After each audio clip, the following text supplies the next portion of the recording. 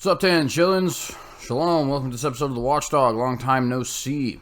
I'm your host, CJ Cox, and we are coming at you live, unless you are watching this on YouTube, in which case we are not coming at you live. Got some interesting news for you today. Nothing really as far as announcements, at least as it pertains to this particular program. So really, I just kind of want to get right into it, actually, because I got a lot that I want to talk about. And obviously a limited amount of time if I want this to be somewhat reasonable. Usually we'd have these be an hour, but a few of them have been going over an hour recently, so I want to go ahead and nip that in the bud right now. So, before we get into the topics for today, which I know y'all saw those titles, very, very, very interesting things being said by Danish lawmaker and Bernie Sanders. The Danish lawmaker, of course, will shoot you a name here once we were reading the article, but most of you wouldn't know who he is anyways, because you're not from Denmark, right? But nonetheless, we all know who Bernie Sanders is, so we can go ahead and name drop him real quick. And believe me, the title is not clickbait. I assure you of this. Now, there are a few things I want to briefly talk about before. The first thing I want to talk about before is Chick-fil-A. Why do I want to talk about Chick-fil-A? Because I am kind of sick of Dan Cathy, and I don't think there's any other way to put it. I'm tired of him. I don't like this person. I'm sure he's a perfectly, humble and kind human being. I'm sure that he's probably a good person to talk to. All that other kind of stuff. As a business person, as the owner of Chick-fil-A, I do not approve of this person. I don't like this person. Of course, I don't have to like this person. We live in the United States of America, and he can go on and do whatever it is that he wishes. However, recently it has come to the attention of the entire world that Chick-fil-A is not going to fund Christian charities anymore, but rather they're only going to fund... they're not going to fund Christian charities that have a traditional understanding of marriage anymore. Rather, they're only going to fund certain places like Covenant Army, for example. Covenant House. Yeah. That actually do affirm homosexual marriage and things like abortion and things like that. Now, of course, this is 5 years after Truett Cathy, the founder of Chick-fil-A, died. Why? Because Truett Cathy, the founder of Chick-fil-A, the father of Dan Cathy, would be rolling over in his grave right now, right? The man was an incredibly polite human being, but if he wasn't, you might hear a few explosions. You know what I'm saying? It's an utter disgrace, both to what Truett Cathy wanted to accomplish with his food, and also to the personal beliefs of both Truett and Dan, because they both allegedly are Christian. And I don't even mean to, that was even a little harsh. I don't even mean to question people's faith, but it's irritating. That's all I'm saying. It's irritating. I, for one, love Chick-fil-A sandwiches. They're the best chicken sandwiches I've ever eaten in my entire life. However, you being Chick-fil-A, are the one who made this matter. Okay? So, it didn't matter to me before that you were standing up on principle. I would have just eaten the chicken sandwich. But you made this matter, and now you're capitulating. And now, to be honest with you, I don't really know if I want your chicken sandwich. If I'm being perfectly frank. You say you want to combat homelessness, but you won't give to the Salvation Army. But you will give to Covenant House, which just so happens to be gay-affirming. I mean, and then you're going to lie to everybody and say, well, no, that wasn't the reason why we did it. We're just trying to, go a different route. We're not on contract with them anymore or whatever. And you know what? You have the right to give to whoever you want to.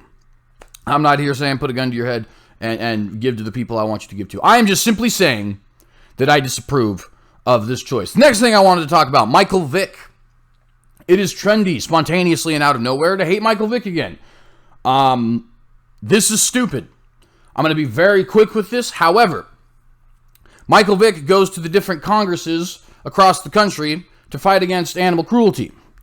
Michael Vick is the first person on the front lines of going to the inner cities to start talking to the youth about how you need to be staying away from drugs, which he was into, and gangs, which he was into, and violence, which he was into, and dogfighting, which he was into. Michael Vick has given millions of dollars in charity.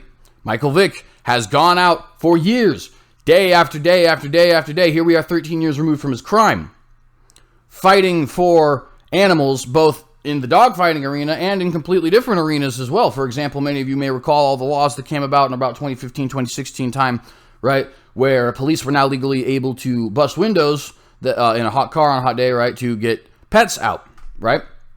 That started in Pennsylvania with a law Michael Vick, well, it wasn't a law, it was a petition, that Michael Vick started putting forward, right? So, and we can go down the line with this. The fact of the matter is Michael Vick is a very genuinely awesome human being after the fact, right? He changed his life completely. He had a conversion of faith. He became a family man. He became a charitable man. He became an animal advocate. He cut his hair, for crying out loud, and took out his piercings, right? The man's a completely different person in virtually every way. And yet people consistently want to get on him and hate him and hate him and hate him and hate him, and he'll never be redeemed, and he's just a piece of garbage, and he can never repay his debt, and blah, blah, blah, blah, blah. I'd just like to know, how many of you think that about Ray Lewis? Oh, you forgot that Ray Lewis almost definitely murdered 2 human beings. Okay, well, how about Tyreek Hill? How do you feel about Tyreek Hill? Oh, you just forgot that Tyreek Hill fractured his 3-year-old's arm, and then threatened his wife on tape. And, by the way, on that same tape, admitted to abusing this child multiple times over, saying he would punch this 3-year-old child in the chest if he started to cry as a punishment, right? You heard of him? No? What about Ray Rice? Are you on the Let's Go Hate Ray Rice crusade? No? I didn't think so. What about Michael Jackson? I didn't think so. What about Carrie Fisher? She used drugs. I didn't think so. We can do this all day. What about Dante Stallworth? He killed a man drunk driving. I didn't think so. But Michael Vick, the one person ever who decided to change, we have a problem with. It's sickening, in my opinion. And I think that all of us who are just, rational, forgiving human beings, especially those of us who are Christian, should definitely be giving Michael Vick his second chance in life. He got his second chance in football. That's great. Football is not life. The man needs to be forgiven in life. And quite frankly, I think he's earned it. Had to rush through those real quick. Those ended up taking even longer than I wanted. But of course, you know, if I was speed talking, then I wouldn't be making any sense. Last thing I want to talk about before we get to the actual titles here. We're not going to read these articles, but the articles are going to be in the link in the description below. State Supreme, so go to the second paragraph here. State Supreme Court Judge Mark Dwyer sentenced Maxwell Hare, 27, and John Kinsman, 39, on Tuesday, according to the New York Times. The duo was convicted in August on charges of rioting, attempted assault, and attempted gang assault. If you read this first paragraph, it's 2 members of the Proud Boys, and of course it describes everything that they, that they believe the Proud Boys to be. 2 members of the far-right group, Proud Boys, were sentenced to 4 years in prison, for attacking anti-fascist protesters outside a Republican club in Manhattan last year. Now, first off, we just need to understand that the New York Times is literally perpetually lying. Okay, they cannot be trusted, ever. If you do trust them, then I have a bridge I'd like to sell you. Okay, the fact of the matter is, that's not what happened. The fact of the matter is, even if that's what it says happened in court, that's still not what happened. Okay, we had the transcripts from the time. We had video evidence. We had the testimony of the cops. Okay, what happened is Antifa, not anti-fascists, Antifa, and our narco-communist terrorist organization, okay, was causing problems for Gavin McInnes when he was having the audacity to speak somewhere, because I know speech is a really controversial thing in the modern day, okay? They were protecting him from violent Antifa terrorists. That is what happened. Anybody else who claims anything otherwise is lying to you and is not worthy of the virtual paper that they're printing this on, okay? This is just the facts, and we need to understand these facts, because this is going to happen more and more. You having the audacity to defend yourself is going to land you in prison because you have the wrong political ideology, and you need to understand that now. Because if you start getting shocked by it when you're actually being put in cuffs, you might have a real rough time. But actually, that's not even the point of this article today. Did you hear that name? Mark Dwyer sentenced these guys to 4 years in prison. 4 years in prison for defending Gavin McInnes. Well, I found this article from 2014, man sent to me. Orthodox Jewish man admits to sex 8 times with Teen Boy. Sorry, I went a little bit too fast there. And when we read on this second paragraph, what do we find? Baruch Leibovitz, 62, answered yes 8 times as Brooklyn Supreme Court Judge Mark Dwyer asked him whether he engaged in oral sex with a teenage boy on 8 different occasions in 2005 and 2004, although I read that backwards. Now, it's loading right now, but you'll be able to see it here in just a second. Did you by chance catch that first paragraph? That's all right. I can show you. Ain't no problem there. An Orthodox Jewish man pleaded guilty to sex abuse charges Friday. This, of course, is happening in 2014. In a deal that lets him serve as little as 3 months behind bars. Ladies and gentlemen, you heard that correctly. Mark Dwyer is so corrupt, is so inept, is so amoral, that he would let a pedophile off of the hook mere 3 months in prison. But if you dare have the wrong political ideology while defending yourself against violent terrorists, he will put you in prison for 4 years. That is who this person is, Judge Mark Dwyer, ladies and gentlemen. I think we should be coming for this man's job. That is my opinion. I think we need to be coming for this man's job. He is not worthy of being a judge in this country, period. End of the conversation. There's not even room for dispute, right? With this person gets a chance in court almost as like a formality, in my own opinion. And I don't mean a literal court, because I don't know exactly if you'd actually take somebody to court to remove them. I think that's how the impeachment process for judges work. But to be honest, I'm not familiar with the impeachment process for judges. However, whatever it is, it needs to happen to this person, because he's clearly a dirtbag. Okay, he is clearly not a good person in any way, shape, or form. He is okay with pedophilia running rampant on his streets, but he's not okay with somebody having a wrong political ideology and defending themselves against violent terrorists who themselves are acting violently because somebody has the audacity to give a speech in a country where they have free speech.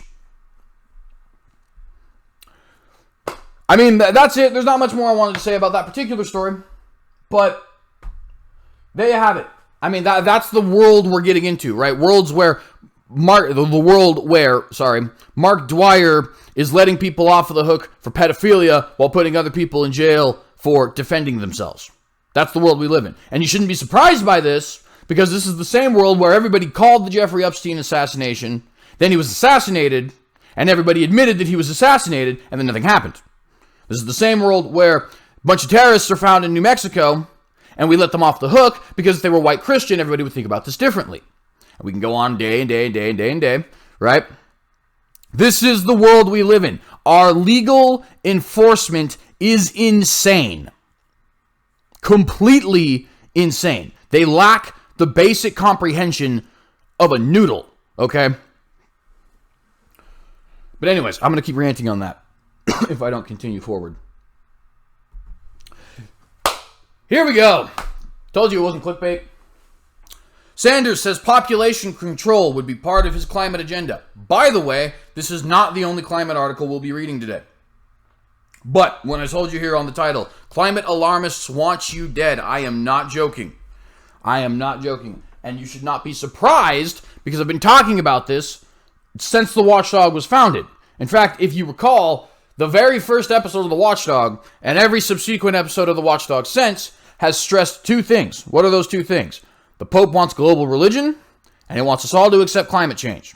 Why? Because you combine those 2 things, and we can get a religious but globally accepted mandate to fight climate change, which the entire world has to do, therefore getting everybody under the control of one person or one group. We're not the only people who have been talking about this. Alex Jones talks about this frequently. Natural News used to talk about this. Israeli News Live used to talk about this. Mark Dice used to talk about this. Plenty of people used to talk about this. It's starting to become kind of controversial to question climate change, unfortunately. We tend to see those kinds of things in science, right? There was a time when having a debate, creation versus evolution, was not actually terribly uncommon. Now you're completely insane if you decide to disagree with the evolutionary narrative, right? So this is expected. This is kind of the way that the appeal to authority fallacy works and manifests itself. But I want to read this garbage. Because, ladies and gentlemen, they're getting more and more power. You see, when things like Agenda 21 and things like that were being written, it didn't really matter because they didn't have any power. But Bernie Sanders is running for president of the United States of America right now. If he's elected, he has power. And by the way, it's not like it's just him. We know that if he's elected, hypothetically, we have Senator Elizabeth Warren in the Congress who would support him. We have Representative Alexandria Ocasio-Cortez in the Congress who would support him. We have the Muslim ladies, Ilhan Omar, and I never remember, Rashida Tlaib, that's her name, right? I never remember her name until I think about it for a minute, but nonetheless. Right, we have them. They would definitely be supporting him. We have Eric Swalwell, and I'm sure whoever replaces Katie Hill, right? Although Katie Hill herself would be on that list. The African-American lady from the squad, as they're called. I don't think anybody knows her name. I honestly think she's just there to be a token black girl, if I'm being perfectly frank. Like, she's accomplished nothing but standing there and being in a picture with two Muslim ladies and a Mexican girl because they want to be diverse. Now, to be fair to the two Muslim ladies and the Mexican girl, they have more qualities than just that, right? They're like actually politicians who are accomplishing something. I might not agree with it, but they're accomplishing something. I honestly think, I don't even know her name. You know what I mean? I think she's just there for photo ops. It's like, yeah, see, we're diverse. We have a black girl. Anyways, of course, not diverse enough to have a white person, but whatever. Not that that matters. Racism against white people is totally chill. Let's continue. Bernie Sanders told the CNN... Well, actually, hang on. I got to give some credit. This is from PJ Media, written by Rick Moran, September 5th, 2019. All right. Now we go. Bernie Sanders told the Certainly Not News Town Hall, or CNN, for those of you who may not know my little alphabet soups here, on climate change, that he would make population control a part of his agenda. From Washington Free Beacon, quote, an audience member asked Sanders about educating everyone on the need to curb population growth. Quote within the quote, this is from Sanders himself, I believe. No, this is from the audience member still. Human population growth has more than doubled in the past 50 years. The planet cannot sustain this growth. I realize this is a poisonous topic for politicians, but it's crucial to face, the audience member asked. Empowering women and educating yourself on the need to curb population growth seems to be a reasonable campaign to enact. We're going to get to that in a minute.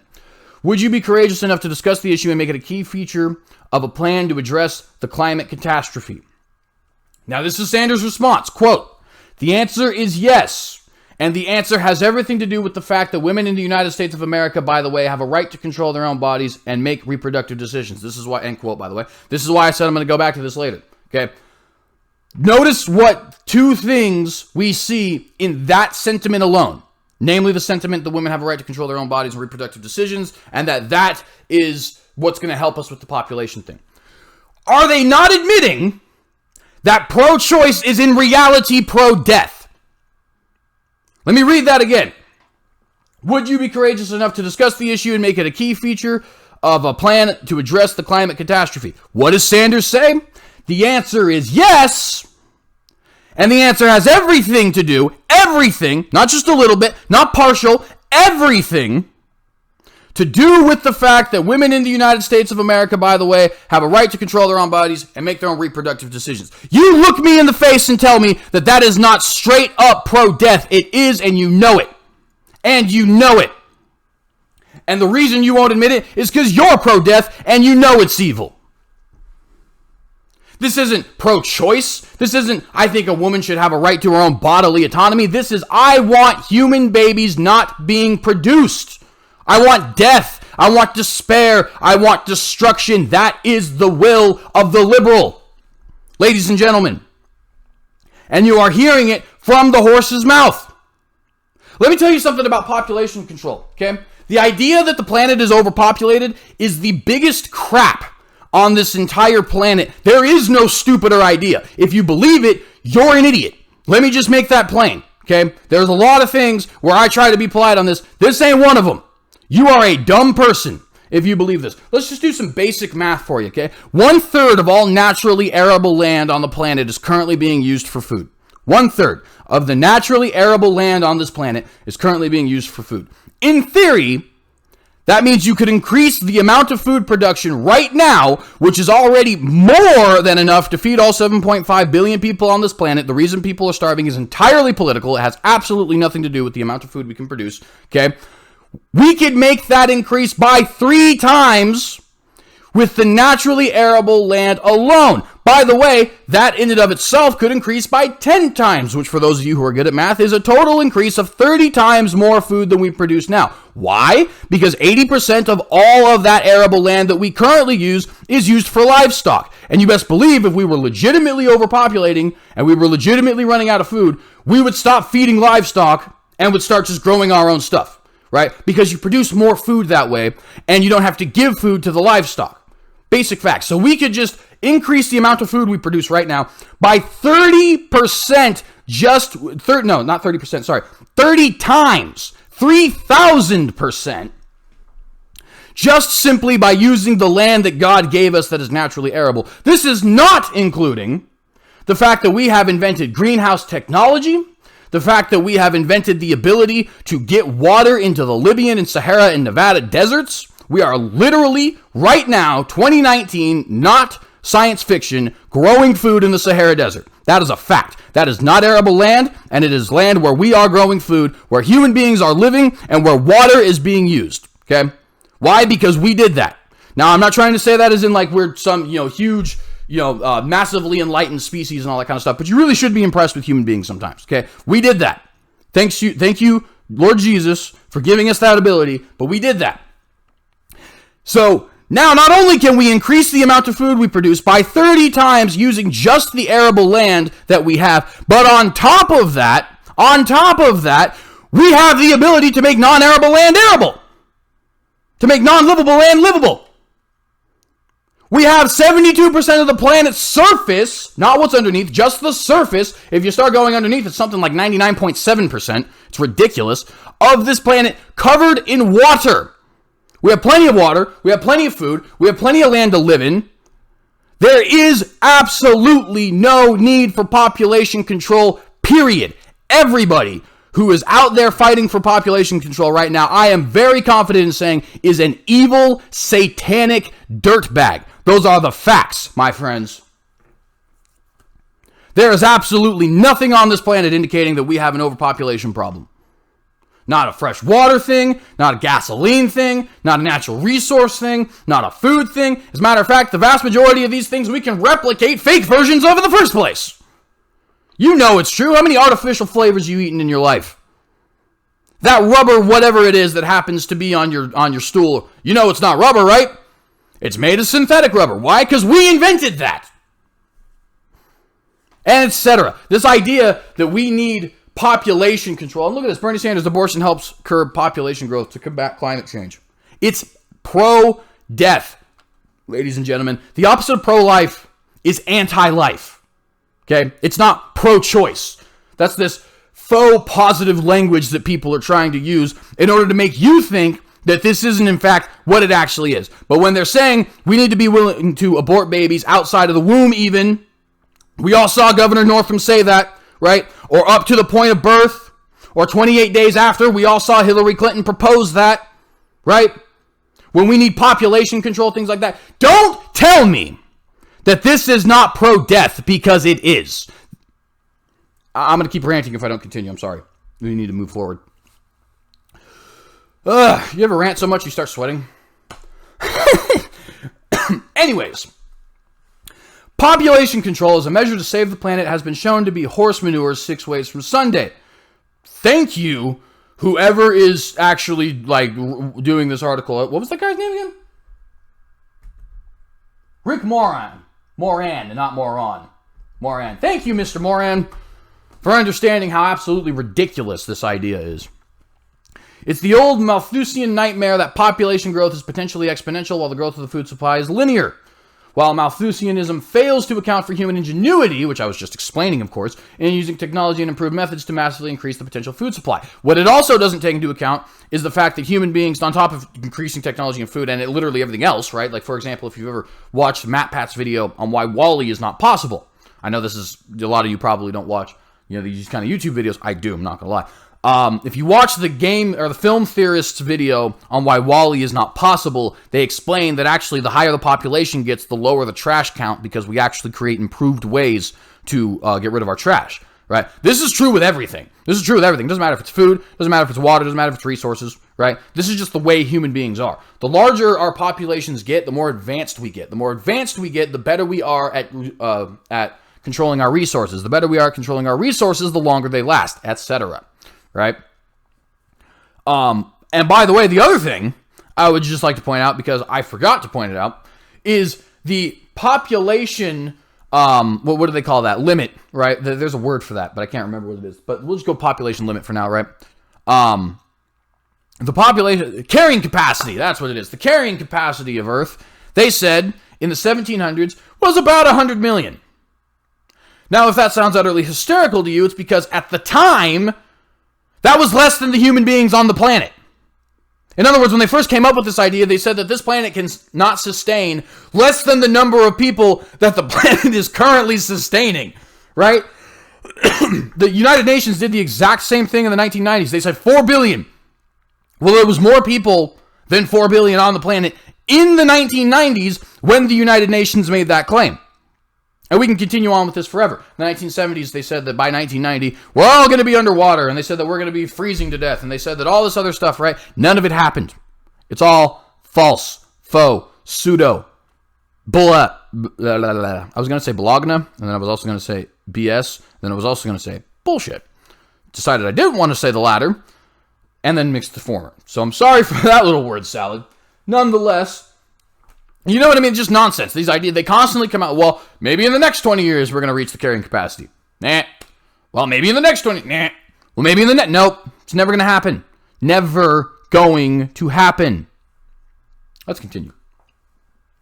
Population hysteric Paul Ehrlich wrote, quote, Stanford University biologist Paul Ehrlich wrote that, wait. Okay. They shouldn't have put the wrote there, nonetheless. Stanford University biologist Paul Ulrich wrote that, quote, most of the people who are going to die in the greatest cataclysm in the history of man have already been born, end quote. He added that by 1975, quick question, who can do math here? How many years has it been since 1975? A lot. In fact, 44 of them. Quote, some experts feel that food shortages will have escalated the present level of world hunger and starvation into famines of unbelievable proportions.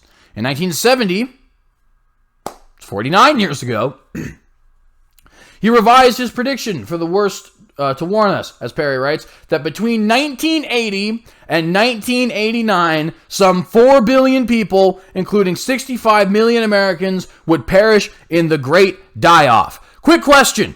Who here is living past the year 1989? All of us. Who here experienced some sort of a great die-off in the 1980s? I wasn't born yet, but my family was. They are still here. Their friends are still here. Their friends' family is still here. Their friends' family's friends are still here. And we could do this all day. Did 4 billion people die between those years? In fact, let me ask you a question, because I'm actually genuinely curious. Have 4 billion people died total, including natural death, in the last 100 years? Because I don't buy it. I don't think that happened. I'm just being perfectly honest. Okay, if I'm wrong about that, so be it. But it's just what I am.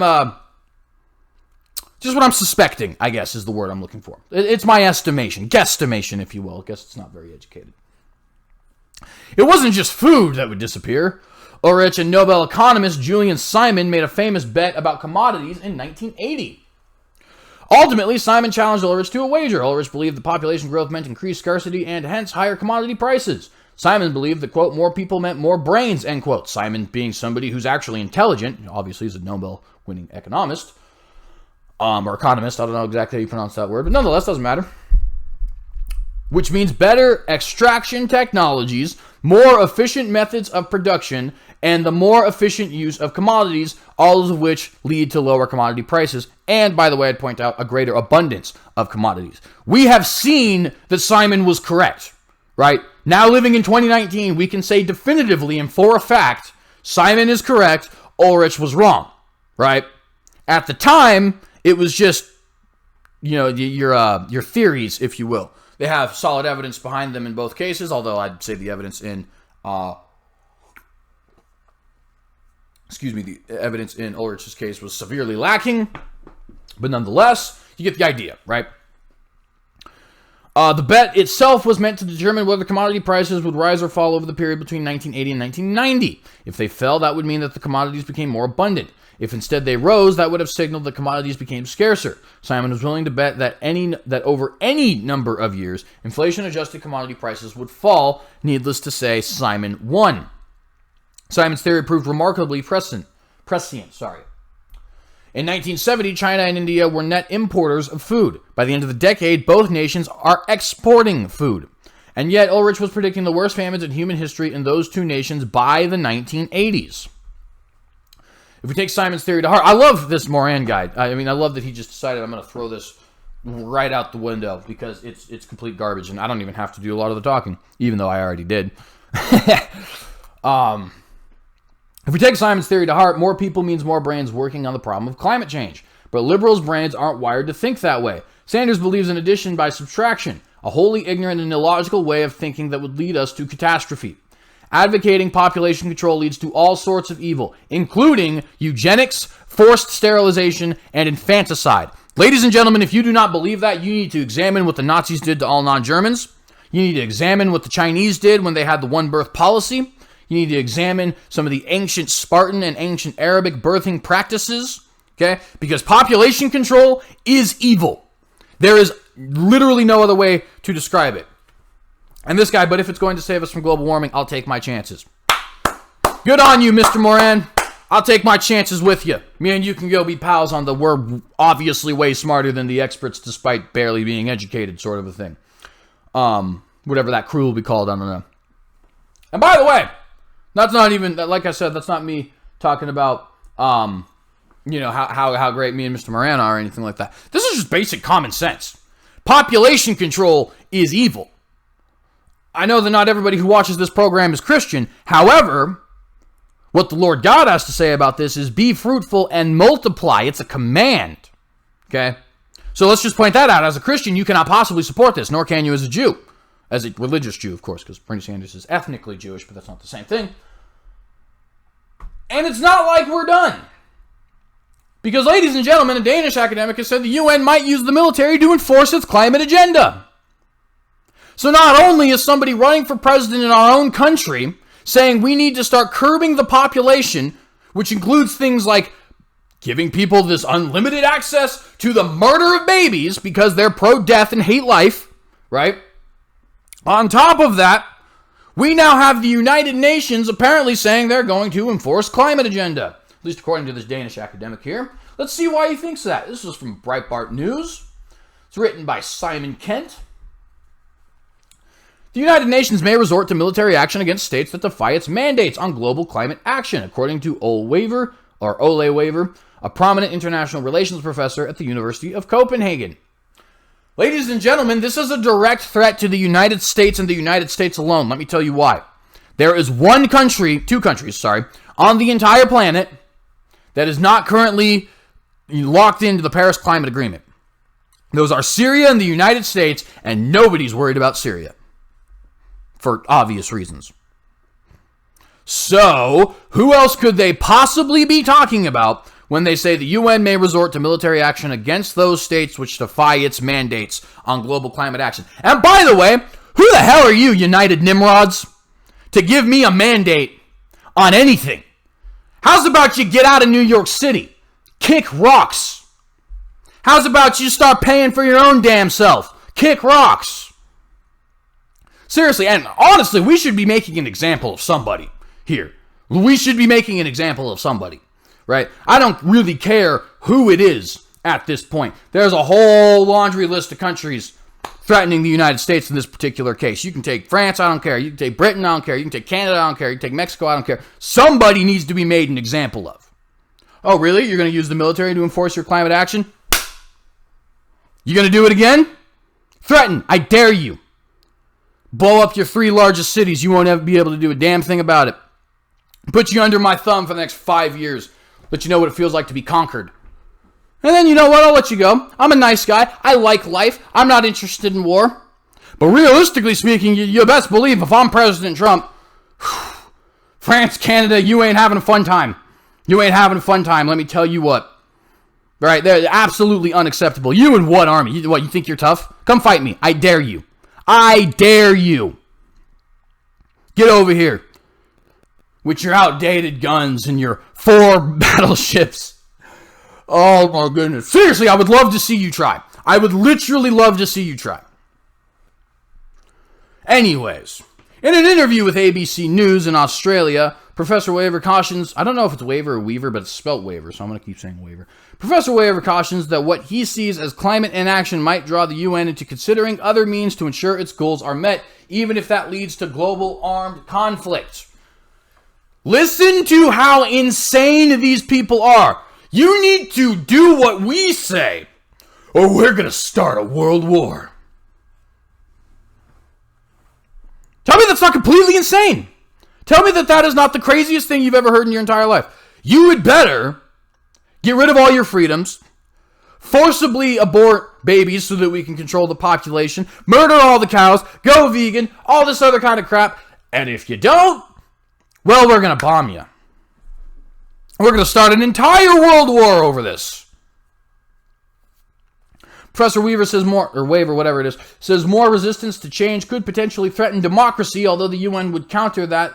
The end justified the means in much the same way countries like Greece had their debt crisis forced on them by the European Union bureaucrats in Brussels and Strasbourg. That is exactly correct, and Greece still has not recovered from that. Greece still has not recovered from that. In fact, Greece has recovered from that to such a little extent that it's literally considered a third world country. I know that's mind-blowing, that a non-Eastern European country is actually considered to be third world. But it's true at this point, and it's the European Union's fault. And this is exactly what happens when you get involved in any globalist agenda whatsoever. It doesn't matter if it's NATO, doesn't matter if it's the UN, doesn't matter if it's the G20. Okay, they're all garbage.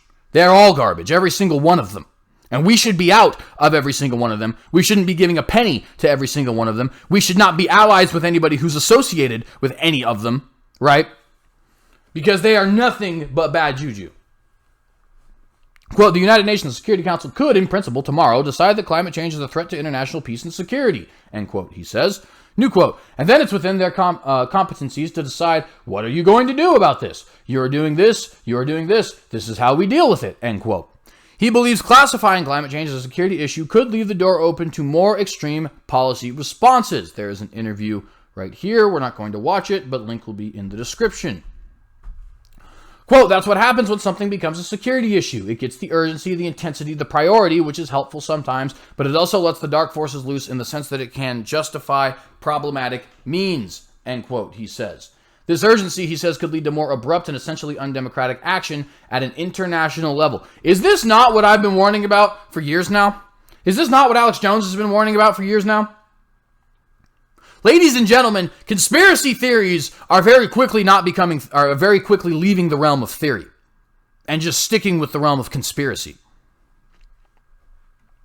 Quote, if there was something that was decided internationally by some more centralized procedure, and every country was told, this is your emission target, it's not negotiable, we can actually take military measures if you don't fulfill it, then you would basically have to get that down the throat of your population, whether they like it or not, end quote, he says.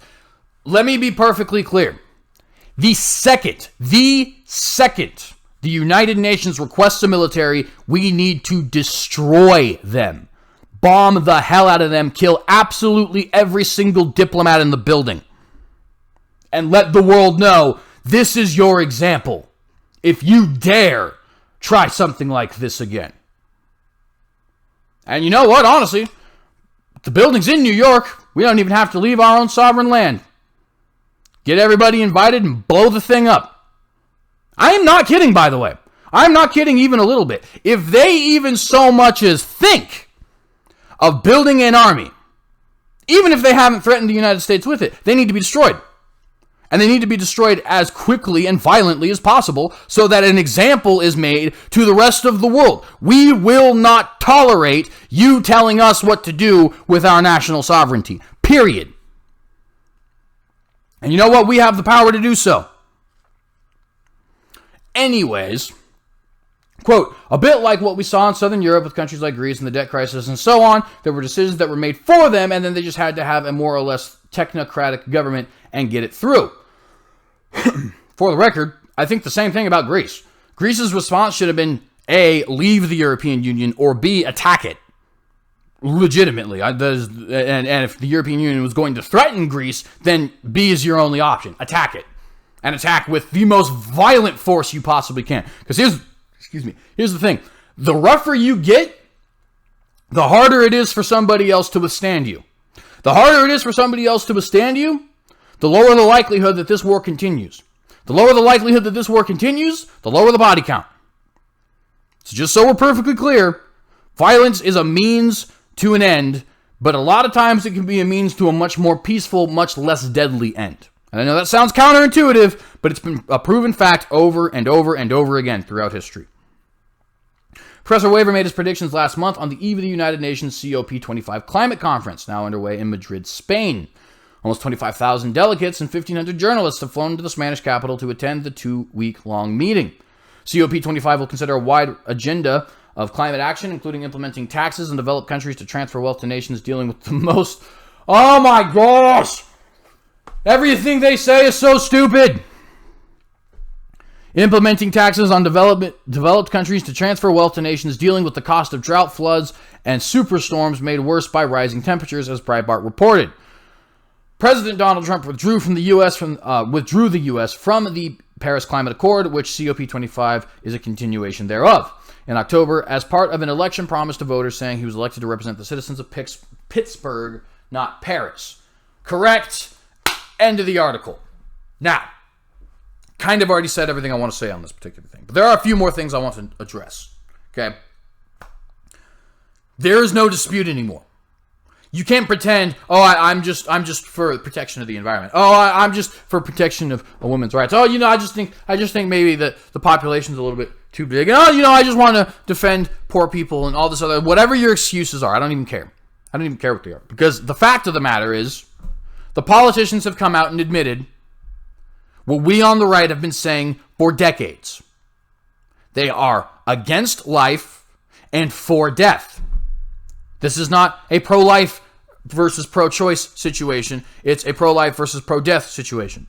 This is not a climate denier versus climate alarmist situation. This is a pro-life versus a pro-death situation. Okay? That is the dispute here. From the horse's own mouth, that is the dispute here. Whether it's Bernie Sanders saying we need population control, or Bill Nye saying we need to jail climate skeptics, or this UN journalist saying that the UN is going, or this Danish journalist rather, saying that the UN is going to actually militarily invade countries who dare to refuse its orders. And there's plenty of other examples as well. Right? How many times has Paul Joseph Watson talked about these people going in, talking about eating babies literally, and talking about eating bugs literally, and talking about slaughtering cows in mass so that we can reduce the greenhouse emissions by the amount of flatulence they produce? And I'm not joking, okay?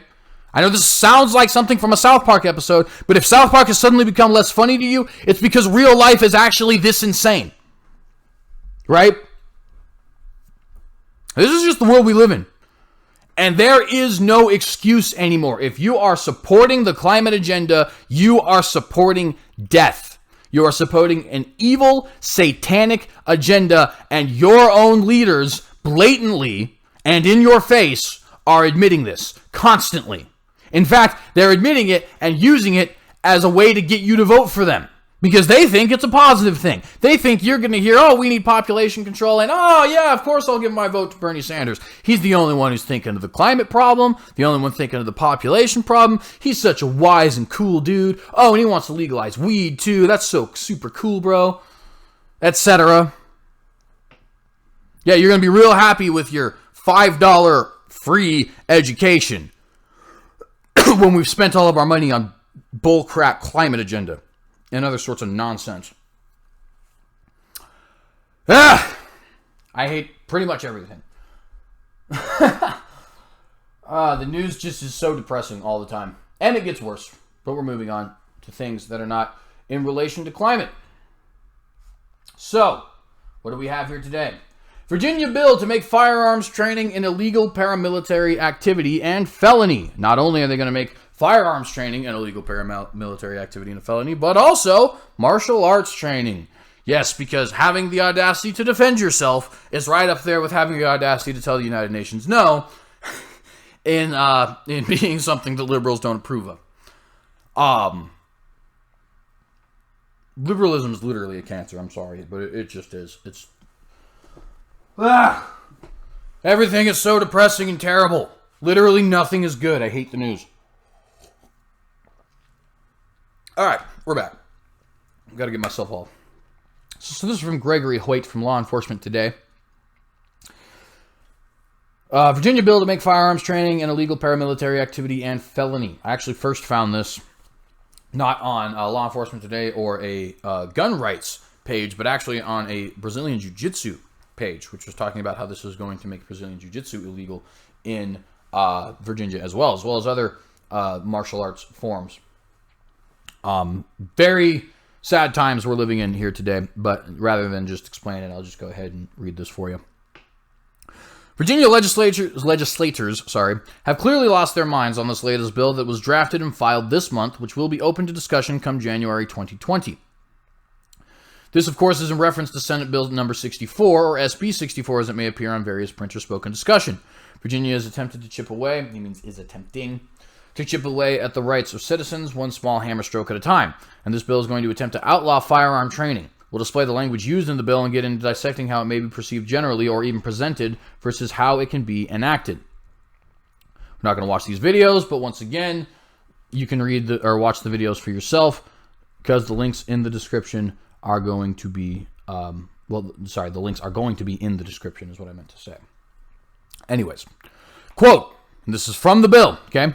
Quote, a person is guilty of unlawful paramilitary activity punishable as a Class 5 felony, which is the worst class of felony in Virginia, if he, 1, teaches or demonstrates to any other person the use, application, or making of any firearm, explosive, or incendiary device. Okay, so there you have the making illegal all sort of firearms training. Or technique capable of causing injury or death to persons. There you have the illegalization and criminalization of martial arts. Knowing or having a reason to know or intending that such training will be employed for you. Oh, come on, really? Press pause, and the damn thing doesn't pause. Anyways, knowing or having reason to know or intending that such training will be employed for use in or in furtherance of civil disorder. So read that one more time. Quote, a person is guilty of unlawful paramilitary activity punishable as a Class 5 felony, the worst felony in Virginia, if he teaches or demonstrates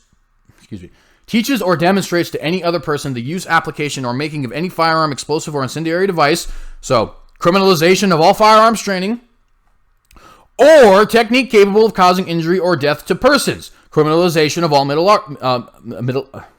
martial arts there.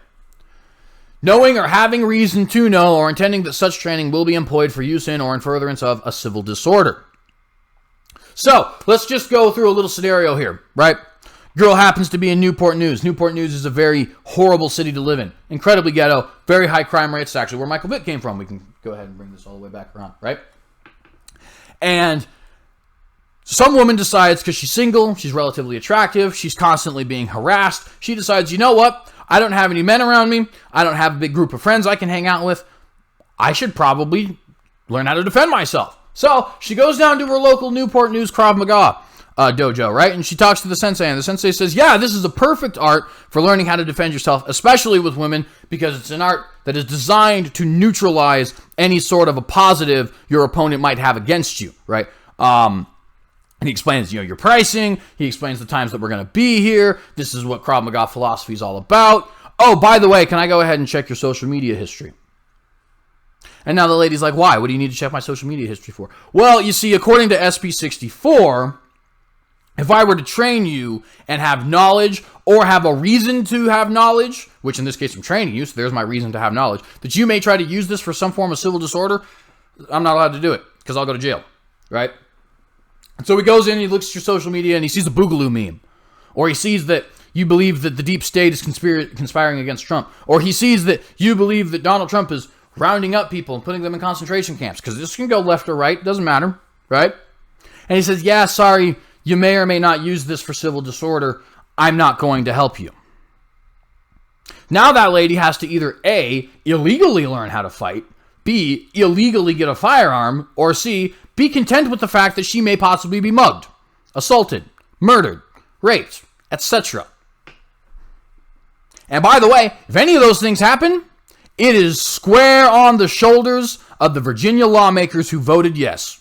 Let me be perfectly clear. At the white throne of judgment, when we are all standing there in front of God, if you are not covered by the blood of the Lamb, of course, you already have problems, but that's a religious thing in and of itself I won't be getting into. But if you are in front of that court, and a woman is assaulted as a result of this, or a young man is assaulted as a result of this, or a young boy is assaulted as a result of this, or etc., and he's not able to defend himself, believe me, that crime will be placed on your shoulders. Guaranteed, buddy. Guaranteed. Because it's your fault. It is 100% your fault. You have caused this woman to not be able to defend herself in a legal way, even though she went out of her way to do so. But let's continue, because this article has a few interesting points that it wants to make. How it will be perceived or explained. The way that they drafted the bill and portions that will be the way that they drafted the bill and the portions that will be either emphasized or broadly digested will be the portions relating to people knowing that they're preparing someone for civil disorder. They might even say that this law can be used against Antifa, which it could, but will it? Probably not. Talking heads will go on television, hyping up that this is a good measure and it will criminalize people. Criminalize people for training. Hang on, I have terrible eyesight. My apologies, friends. Hyping up that this is a good measure that will criminalize people training for acts related to domestic terrorism. Although, why would we need a law for something if there's already a law for? That could be already addressed by Virginia law S 18.2-46.5. Also, let me quickly point out, the United States Constitution, i.e. the Second Amendment, gives you the right both to have firearms, and any arms actually. It says the right to bear arms, not just firearms. So any arms, okay, as well as, which arms are just weapons, by the way, so you have the right to bear weapons, period. There's no limit. But on top of that, it gives you the right to literally form militia. Go read it again. I'm not kidding. And it says shall not be infringed. But of course, who cares about the Constitution, right? How it can be enforced. The most dangerous words in this proposal are knowing or having reason to know and in furtherance of. I agree, although I think the most dangerous is what they're actually making illegal, but knowing or having reason to know, that means as soon as you are actually training someone, you now officially have reason to know whether or not they're going to use this for civil disorder. You're required now to violate their privacy rights and required to be hyper-vigilant, and potentially now people can't be trained that need to be trained because somebody's being hyper-vigilant and violating people's privacy rights, and as a result, doesn't want to train them because they're worried that they themselves might end up going to jail. The reason being that intent is no longer really required, leaving every gun range owner and employee susceptible to prosecution for simply doing business. Completely correct. It's plain as day why this language is the way it is, because with these key words, only loose connections need to be established to criminalize gun owners and enthusiasts. Absolutely correct. Furthermore, civil disorder is also quite a broad term as well to be concerned about. The second and also third portions of this bill are as follows. 2. Assembles with one or more persons for the purpose of training with, practicing with, or being instructed in the use of any firearm, explosive, or incendiary device, or technique capable of causing injury or death to persons intending to employ such training or use in, or in furtherance of, a civil disorder, which, by the way, that can be anything from a protest, to a crime, to a violent revolution, right? And notice, once again, they reiterate, they're going to make martial arts illegal, they're going to make getting together and training in a group illegal.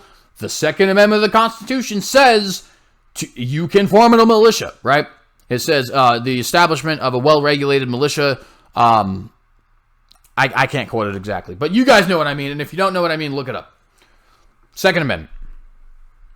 Assembles with one or more persons with the intent of intimidating any person or group of persons by drilling, parading, or marching with any firearm, any explosive or incendiary device, or any components or combination thereof. Notice that now they are saying things like assembly are not going to be allowed, right? Your right to protest, to peaceably assemble. Let me tell you something that may come as a shock to you.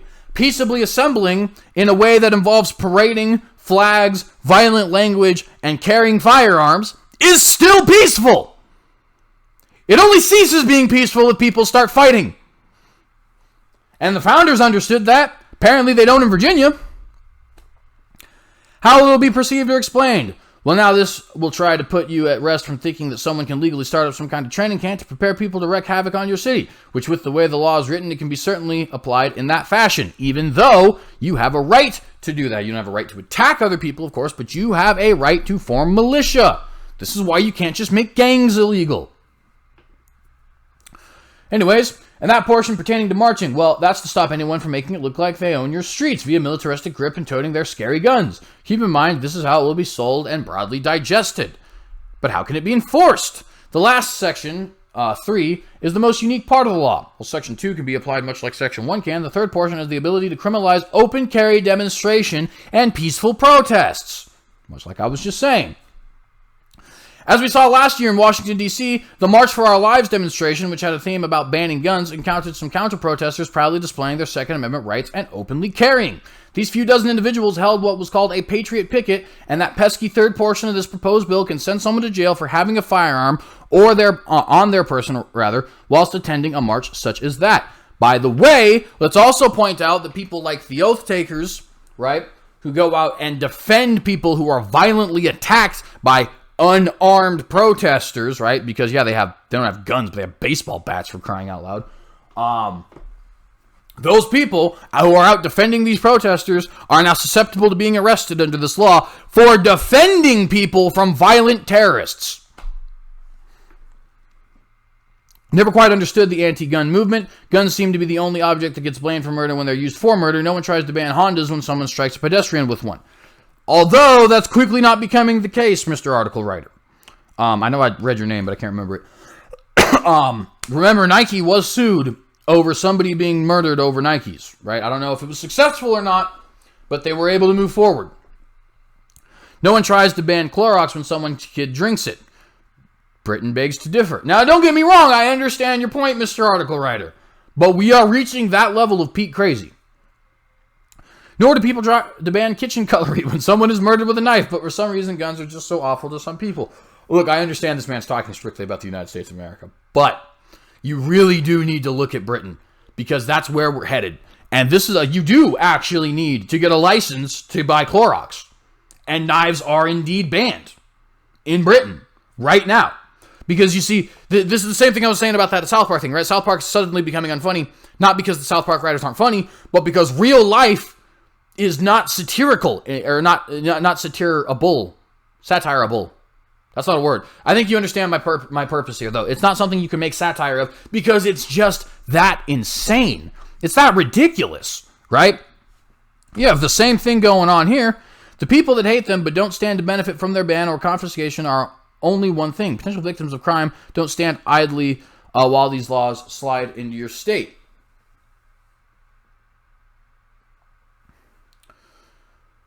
I mean, like I said, you need to. You need to understand what's going on in Britain right now, because that is where we are heading in this particular regard, okay? They will ban kitchen cutlery. They will either ban Clorox or make it to where you need to get some sort of a license to get that Clorox, okay? They're well on their way to doing the same thing with cars. We already have to license the cars and register the cars and put a license plate on the cars and make sure that we have a license to drive the cars, right? I mean, realistically speaking, the only thing that they haven't done yet is confiscated the cars, right? But it'll happen. Remember, it happened in London. They said, we're going to take vehicles away from certain neighborhoods, right? This is real life. This is where we are in history. So let's just make that clear when we're discussing, well, people don't ban knives. I understand your point, sir, but they will. They will. And that is why the only logically consistent, position for the pro-gun person to take in this regard is simply refusal, right? No, I'm not going to compare it to water or Clorox or knives or something like that, because if I do that for long enough, eventually you people will become insane enough to start banning them. Rather, here is my argument. No, I have a gun, so good luck trying to enforce your argument, right? And people say, oh, well, that's not an argument. Did it work? I mean, that's all I'm concerned with, right? Did it work? But this is what you have, right? And this, like I said, it's not going to just make firearms training illegal. This will make martial arts illegal as well, right? Let's go back up and read that one more time, what this law was saying in point number 1, and reiterated in point number 2. And I'm going to skip over the part where it firearms teaches or demonstrates to any other person a technique capable of causing injury or death to persons. That fits into or martial arts rather, fits into that category every time. Like simplistic martial arts like judo and taekwondo, and actual self-defense arts like Krav Maga and Muay Thai and things like that, right? Not to say you can't self-defend yourself with taekwondo and judo, it's just they're usually for sport purposes. Right, so we're going to make those illegal? Are we going to start making the local wrestling team illegal? Are we going to start making the local boxing team illegal? Because boxing, you can kill somebody with boxing. In fact, it's happened in the ring before, for crying out loud. Right? So are we going to start banning the training of boxing as well? Kids can't win their Golden Gloves? Or Golden Globe. Is it Golden Gloves? Golden Globe is something. It's a TV thing. What am I thinking? Anyways. But you're right. So are we going to start taking away their ability to have a college wrestling team at Virginia Tech? Are we just not going to be able to allow fighters from the MMA, or in the MMA rather, to come from Virginia? I mean, we can make, come up with these. Sorry, there's a bug here. Get out of here with your stupid self, dude. We can do this all day, right? As far as all of these different sorts of things that are going to be negatively impacted by this ridiculous law. But the most important thing is taking away your ability to defend yourself, because that's inexcusable. Yeah, that's straight up inexcusable. An hour already. Man, I did have another article I wanted to read too. This BuzzFeed article. Whatever. We'll do the BuzzFeed article next week. It doesn't matter. It'll still be relevant. So, there is one last thing I do want to talk about before we go, though. And that is a combination of things. So, Mia Khalifa. Yay for this moron. I'll explain my disdain here in a minute. Before I do, no, actually, let's go ahead and explain this first. So, porn has been in the. Let me back up. Warning for the ending of this video, it's going to be completely about porn and breasts from here until the end of this video. So, if you're not interested in that, disconnect. If you do have children in the room, you don't want to be hearing about it, take them out, watch this later, something else, right? But nonetheless, we're now discussing pornography and female nudity. So, just know that. So, porn has been in the news a lot. A lot of sort of contradictory reasons, but nonetheless, it kind of all started with a bunch of porn stars getting popular for various reasons. There was August Ames killing herself. There was some Carrera or something like that who had touched a child, her own child. There was a whole bunch of other instances like that. Then eventually, I don't know if they were related. I assume that they probably were, just because of the trending around pornography.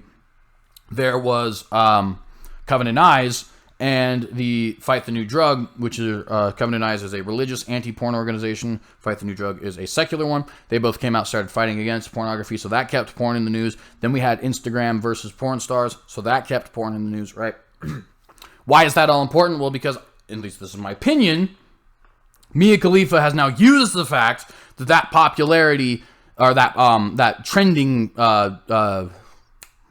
word, I guess, porn, right? The fact that that's trending, she's now used that to try and establish a little bit more popularity for herself. Who's Mia Khalifa? Mia Khalifa, for those of you who don't know, is a porn star who was doing pornography, I think in 2015, if I'm not mistaken. Yeah, it says here, actually. Khalifa worked in the industry for 3 months in 2015. You can see it highlighted there. She ended up being ridiculously popular. After 2015, she went on to have something like over 1 million subscribers on her Twitter. She's easily the most popular porn star probably in the history of the field. And her popularity kind of started dying down recently, namely because she's not involved in porn anymore. I mean, nobody really finds her interesting, right? Which I'm not saying that in the sense that they should be finding her interesting only for porn, right? But let's be honest, that's where she got a fan base, right? So now she's eventually leaving this realm of extreme popularity, and now, all of a sudden, that's going down, she wants to come back, and she has words to say about the pornography industry. Now, we're going to go ahead and just watch this interview real quick.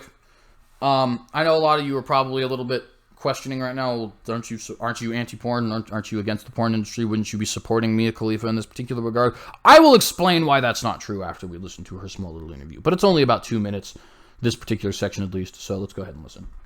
They just saw you, frankly, as a money machine. Absolutely.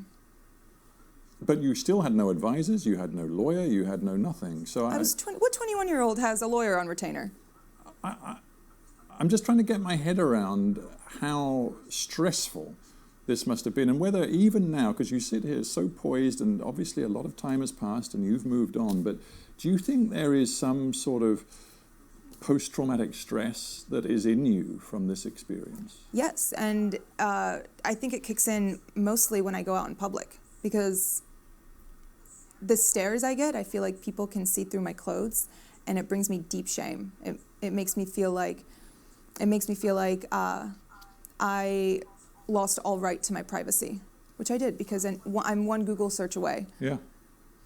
And those images you cannot expunge. Yeah. You have no right, even though it is deeply personal to you, you have no right to remove them from anybody's view around the world. Yeah. It is very hard. It is. And I'm just thinking, this story is your story, but frankly, it's also the story of other porn actors and actresses. I honestly started seeing that recently after the interview came out, and people started reaching out, and all of the emails my manager checks them, and when he gets stuff like that, he filters them and sends them to me. And reading the words of some of these girls who have been sex trafficked and forced into porn, and all of these stories of girls whose lives have been ruined by it, and by men who have taken advantage of them, and by contracts that they didn't even understand the jargon of, it makes me feel like, okay, maybe it was good that I started talking, and that I posted this interview, and that I'm speaking out now, because other people feel the same way. And even if they don't relate on as deep a level as, doing porn, they can relate on the level of being insecure and being pressured into doing something they didn't want to do. Okay, so there you have it. I have so many problems, I don't even know where to count, okay? Now, you would think, you'd listen to that and you'd say, well, what's the problems? Isn't this a good thing if you're against porn? Absolutely not. Let me tell you why. Okay, thing number one, Mia Khalifa refuses to acknowledge that nobody else, she was a porn star, okay? She is not repentant of that in any way. She does not have any sort of apologies or anything like that. Now, you may think she doesn't have to. That's fine. However, if you are going to start coming out against the pornography industry, maybe you should acknowledge the fact that one of the things that made you particularly attractive as a porn star was your willingness to do these scenes. Right? It wasn't like anybody was, we just want reluctant porn stars in our videos, and that's how they're going to become the #1 trending on Pornhub. That's not how it works. It's not how it works. Okay, you willingly chose to be a porn star. You signed the contract. You then agreed to go have sex with people on camera multiple times, over and over and over and over and over and over again. Okay? You could have easily stopped. You did not. You could have easily said, I only want to do what my contract obligates me to. You did not. Fun. Looking for the word there. Little fun fact. For those of you who may not know this, but Mia Khalifa has numerous videos, modeling contracts, photo shoots, things like that are outside of her porn contracts. Were you forced to do it then as well? Right? So it's just completely ridiculous for her to say, I'm going to be coming out against the porn industry without acknowledging the fact that she was a porn star. Right? You need Michael Vick, right? We were just talking about him earlier. Michael Vick could not come out of dogfighting and say, hey, I hate dogfighting, it's gross. He had to first say, listen, I was a dogfighter and I'm sorry. that wasn't okay. And then he can say, dogfighting is evil. But you can't sit there and, oh, you know, I was a porn star, and being a porn star is so evil. But it's the porn industry's fault. It's not my fault. I mean, and her excuse is, what 21-year-old do you know who has a lawyer on retainer? Every single one of them that's signing contracts, that's which one. Bad Baby is 15, and she has a lawyer on retainer. Okay? Billie Eilish is 16, and she has a lawyer on retainer.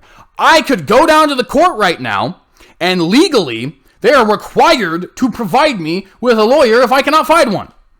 For free. So, what 21-year-old do you know who has it? So that's the second thing, right? Stupid excuses, okay? Third thing, obvious lies. Right? Guy asks, I'm just wondering if you have some sort of a PTSD from this. And what does she do? Oh, yes. Oh, yes. Now that you mention it, I've never talked about this before, but now that you've said something and I've had the opportunity to look up into the sky and realize, oh, yeah, this will actually be really good for my popularity. Yeah, you're exactly right. I do have PTSD because there's a complete loss of my privacy. Which brings us to point number 4. Loss of your privacy. Not only did you willingly agree to do this, not only have you tried to speak to other people about doing this, as all porn stars do, right? Because you have those videos where you're endorsing pornography, whether there be interviews or things like that, doesn't matter. But let's recall, this is the same girl who has blasted people's private messages to her all over her social media accounts, which have millions of followers, right? She blasted them on here, right? In particular, let's remember Chad Kelly, right? The Ole Miss quarterback, messaged this woman.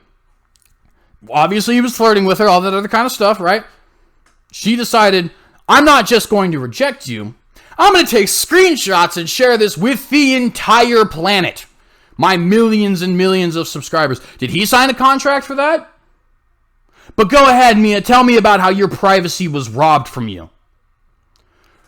Fifth problem that I have with this. Mia, I don't want to be remembered for porn Khalifa, is a liar. Post-porn, Mia Khalifa was making twerking videos. Post-porn, Mia Khalifa was saying she would have sex with Braxton Miller if he would come play football for Florida State after he was transferring after Ohio State. Out of Ohio State, rather. Post-porn, Mia Khalifa was making calendars and doing modeling shoots and stripping and doing burlesque dancings and things like that. In fact, she has an erotic calendar coming out next year.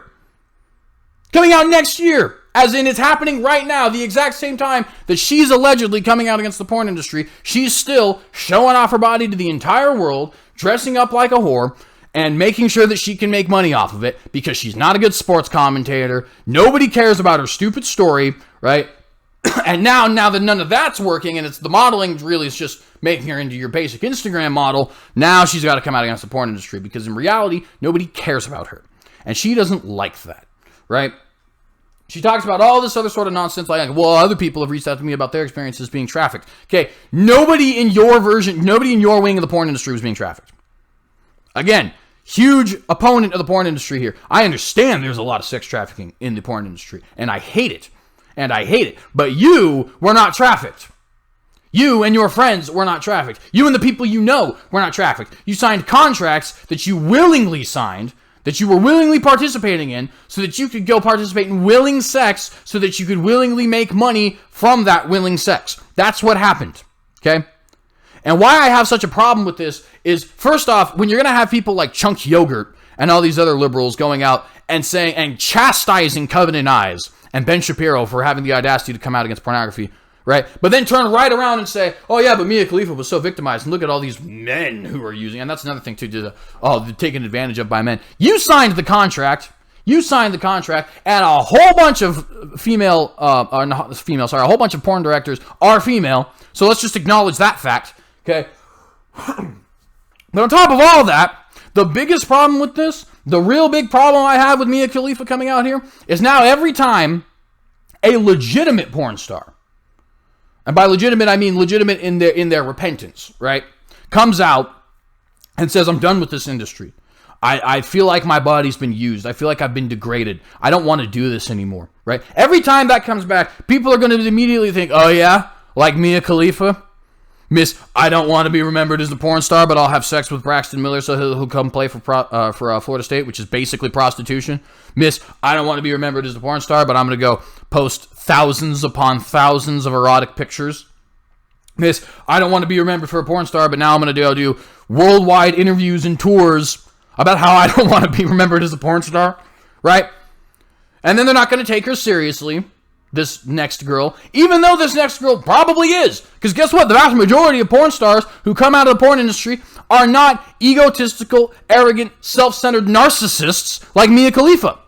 The vast majority of them, like Linda Lovelace, for example, genuinely recognize the degrading and horrible nature of pornography and what it actually does to the psyche of its actresses, what it actually does to the collective American psyche that we, as far as the way that we judge women, right? What it does to men's desires, what it does to black men, making them into beasts, right? It's extremely racist. I mean, we can go down the line, all the different problems with porn. Pornography is evil. It is a huge evil in this country. And when narcissistic douchebags, excuse my French, like Mia Khalifa are going to come up here and start turning it into a book-selling tour so that her next porno magazine, which I'm sorry if you consider the erotic calendar to be something else, but there's virtually no difference between wearing pasties on your nipples and showing me your nipples. Okay, that's just a fact. So the fact that you're going to use this now as some sort of a springboard to publish your smut does nothing but degrade the anti-porn movement, rather, and it's disgusting. It is disgusting, and let me make something perfectly clear here. I cannot stand Mia Khalifa. This girl is as bad of a person as I think I have ever had the misfortune to read about. Right? Whether it's the Chad Kelly thing or the Braxton Miller thing or the I don't want to be remembered for porn thing, but also let me go on this tour talking about all these interviews right as I'm releasing my smut magazine, or smut calendar rather, right? Nonsense. Complete and total nonsense. But it's going to work. She's going to get her popularity because everybody likes young women who are hot and naked. Right? That's the facts. That's the fact. That's why Kim Kardashian, despite the fact that she had posed nudes a million times before, all of a sudden created controversy when she said, oh, I didn't want to pose nude that one particular time, which I don't even remember what the pictures were, but, Kim Kardashian broke the internet. I'm sure you guys remember that, right? Nobody took it seriously, because we all know, really, you posted a million nudie pictures before this, and you're going to go post a million after. So really? We really going to take you seriously here? It's the same exact thing with Mia Khalifa. She is a narcissist. She is an attention whore. She is a legitimate harlot, unfortunately. Am I going to sit here and say that she's irredeemable? Of course not. Mia Khalifa is perfectly able to actually move on from her current stage. But right now, this is what she is. She is a narcissistic and egotistical. I know those are the same thing. It's a double redundancy, but it doesn't matter, right? Self-obsessed harlot. That is what she is, okay? She's doing this simply to make herself more visible in the eyes of other people. Or more popular, I guess, in the eyes of other people. And, by the way, last thing I want to briefly talk about here. So, free the nipple movement. Women can go legally topless now in 6 states. The decision stems from a multi-year legal battle in Fort Collins, Colorado, where a city ordinance forbidding women from going shirtless in public has now officially been ruled unconstitutional. Women in 6 states are now effectively allowed to be topless in public, according to a new ruling in the U.S. 10th Circuit Court of Appeals. In an outcome that affects more than just one town, since the 10th Circuit encompasses 6 states, Utah, Colorado, Wyoming, New Mexico, Kansas, and Oklahoma, the decision means it is now legal for any town in those states to create a law forbidding toplessness. It's an outcome that affects what started as a small-scale fight turned into a major win for the Free the Nipple movement, a global gender equality campaign that emphasizes women's right to choose how they display their bodies. The Fort Collins law received its first blow in February when the 10th Circuit originally deemed its anti-topless law unconstitutional. The court ruling determined the law was based on negative stereotypes depicting women's breasts but not men's breasts as sex objects. In its decision, the court also pointed to nearby cities such as Denver and Boulder, both of which allow women to be topless. Neither of those towns had women parading in front of elementary schools or swimming topless in the public pool, as Fort Collins officials had argued was a risk. That's a lie, but that's okay. After that defeat, however, the city had still had the option to appeal the law or take it to the Supreme Court. Fort Collins finally decided against that earlier this month, though stating it had given up on fighting the law it spent more than $300,000 trying to protect. We can read the rest of this for yourself. I need to get off of here because it's been an hour and 20 minutes. But I wanted to bring this up because we said when this first happened that this would probably make it to the Supreme Court, and it looks like Fort Collins is actually not going to take it to the Supreme Court. Really, it had more of a chance of being taken to the Supreme Court if the Free the Nipple advocates had lost, which is why I think the New Hampshire case still has a very serious chance of getting to the United States Supreme Court. Just more examples of the world we live in, ladies and gentlemen. This is where we're at. We are in a world where it is considered oppression to tell you need to put on clothes. Okay? And when people ask, why do you stress the modesty thing so much? Why do you stress anti-porn so much? Why do you stress? This is why. Okay? Because slippery slope is a fact. It's not an argument. It's not a hypothesis. It's a fact. It is the way human beings operate. Right? And right now, this slippery slope is getting us to the point where now we're just going to let people parade around naked. And I would like people to know, what exactly does the Constitution say that makes this unconstitutional? Because notice, there's nothing here. We're at a court in New Hampshire voted to uphold a law similar to this year, meaning women in the state could be charged for having their shirts off in public. That's the one I think might end up going to the Supreme Court. But nonetheless, look at here, right? There's nothing here that mentions any sort of constitutional amendment that says anything about being able to be topless. You want to know why? Because the Constitution doesn't give you the right to be topless. Period. End of the discussion. The courts here are incorrect, and I'm very disappointed in Fort Collins for not wanting to fight this, though I understand $300,000 is quite a bit. But this is the world we live in, ladies and gentlemen. This is the world we live in. We live in a world where former porn stars can continuously make smut while also saying how they were forced into porn against their will on the contract that they willingly signed, and at the same time, where we're sitting up here, don't objectify women, but also let's let women be naked all the time, because that makes sense. Anyways, done with this obscenely depressing news day. Thank you very much for watching, and shalom. If you appreciate this video, please do like and share.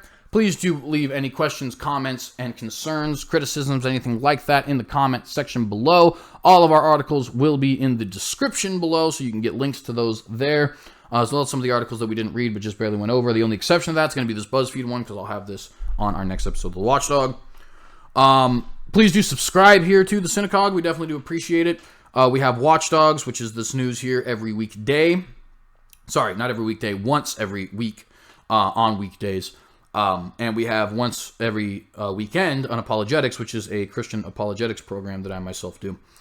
So if you're interested in either of those, please do subscribe here to TheCynicogue. We also have multiple social media pages, The American Cynic Party on Facebook, TheCynicogue on Minds, ACP Official on Gab, Terrestrial Earthbird on Twitter, and Cynic Thought on Instagram. I can never remember the Instagram because I never use it. But nonetheless, you can follow it there because we do have people who like share memes on it and stuff like that. Thank you guys for watching today. I know that the news sucks and it's depressing and it's all crap, but, you know, what are you going to do?